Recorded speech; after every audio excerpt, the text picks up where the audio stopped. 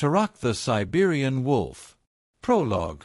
In the heart of Siberia, where the fir trees seemed to touch the sky and the wind cut through the deep snow like an invisible sword, a wolf cub was born. T was a white night, where the moon was reflected in the snowflakes, and the forest seemed to breathe together with its animals.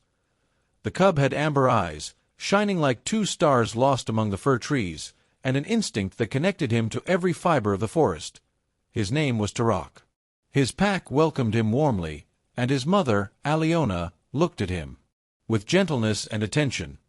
She whispered stories to him about the wind that brought the scent of prey, about the stars that guided the cubs, and about respect for life, be it wolf or human. Tarak felt in his first moments that life was not just about survival. It was about connections, about courage, and about the balance that each being must maintain between instinct and heart. The Siberian forest was not just a setting. It was a living universe. Tall fir trees, covered in snow, formed blue tunnels, through which the wind whistled old stories, and wild animals guarded secrets that only those with wolf eyes could read. In this world, Tarak learned to listen to the earth, to follow the movements of the beasts, and to feel the pulse of life around him. But his amber eyes looked beyond the forest. On a winter night, far away, a fire glowed in the camps of people, and a boy played without fear. Curiosity ignited in his small heart. Who were these people? How did they live? What did they feel? This simple but profound question would mark his destiny. From then on, Tarak was no longer just a wolf cub. He was a soul bound to two worlds. His wolf instinct and desire to know the lives of people began to merge in a journey that would transform him and teach others about love, courage, and the balance between beast and man. This is the story of Tarak, the wolf who looked at the moon and dreamed of being more than a wolf, who felt the call of the pack and the forest, but also the desire of a curious soul to know the world of people and the secrets of the heart. Chapter 1. The Song of the Taiga. The Siberian taiga stretched like an endless sea of ice as far as the eye could see, only tall fir trees, white with hoarfrost, and their long shadows ran across the snow like lines of time. There, deep in the forest, winter was not just a season, it was a living being, breathing coldly and silently, caressing the earth with icy fingers and whispering in the language of the wind songs that only animals understood. The air smelled of resin and pure cold, of frozen and pure life. When the wind blew, the whole forest responded. The old leaves rustled, the snow rose in silvery swirls, and above, the blue sky seemed so close that you could touch it. There was no human time here, only the rhythm of the seasons and the call of instincts. On a February night, when the stars burned cold and distant, the northern pack gathered in a clearing sheltered from the blizzard. It was an old pack, led by a strong and wise she-wolf, Alyona, the one whom all the wolves respected. Her silver fur blended with the snow, and her light blue eyes seemed to have seen thousands of winters. She knew that the moment was approaching. Her body vibrated under the weight of the life that was about to be born.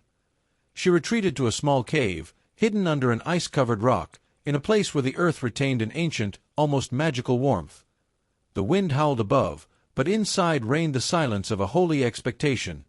That night, the sky slightly reddened on the horizon, a sign that dawn was not far.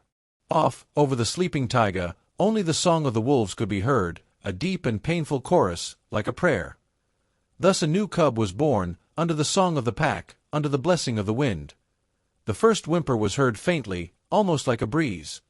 Then the second, stronger. Among the 3 cubs born that night, one had unusually dark fur, with blue reflections in the moonlight. When she opened her eyes for the first time, Alyona started. They were amber, alive, deep, with a radiance that seemed not only animal, but almost human. "Tarak," she whispered, touching his head with her snout. "Wind Shadow." She named him that because, at the moment of his birth, the wind had stopped, a rare sign in the taiga, where the wind never sleeps. The pack understood that this cub was not a wolf like all the others, and the first days, Alyona did not leave the den. Outside, the blizzard hit the forest, and the sky was an ice bell. But inside, life pulsed warm, smoldering. Tarak struggled alongside his brothers, Nuri and Sion, 2 light gray cubs, gentle and playful.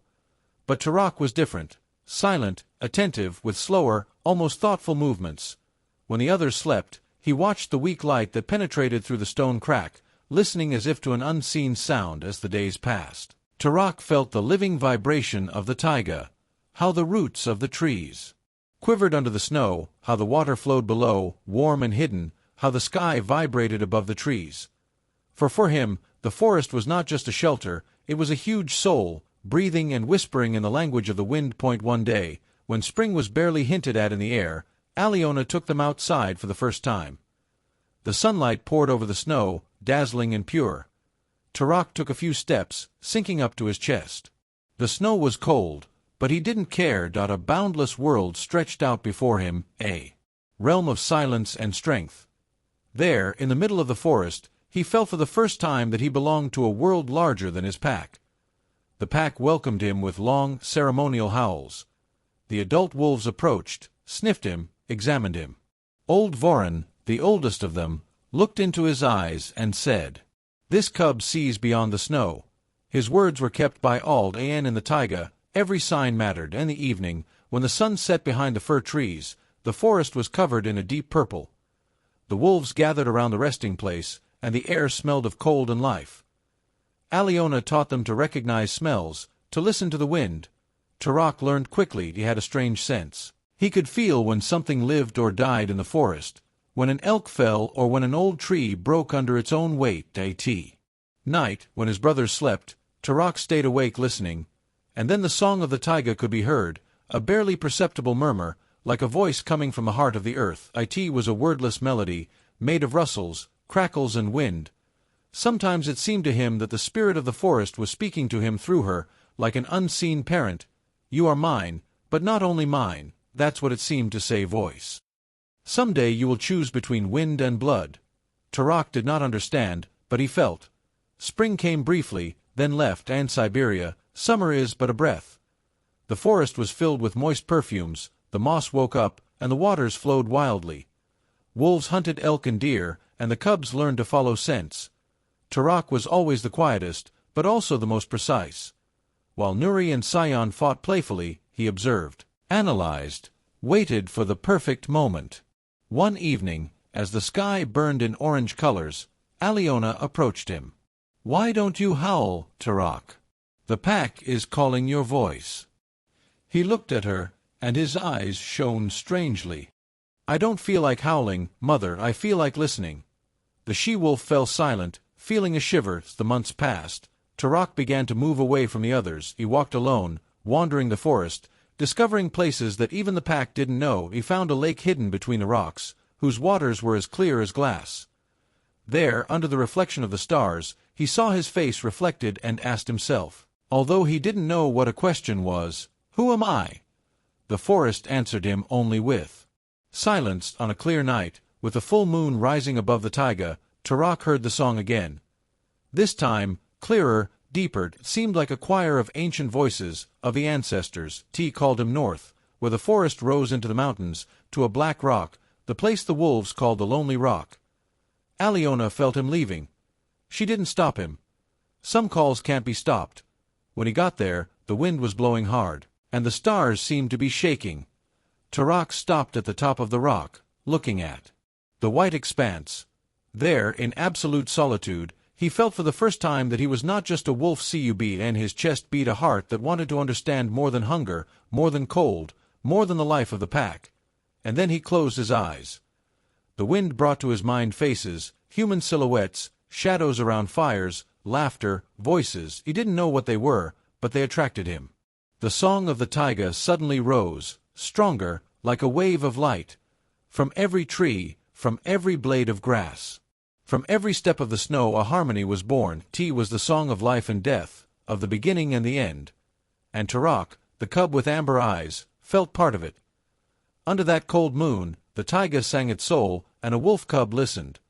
The song would always follow him, because, from that night, the spirit of the forest had heard it, and he remembered his name.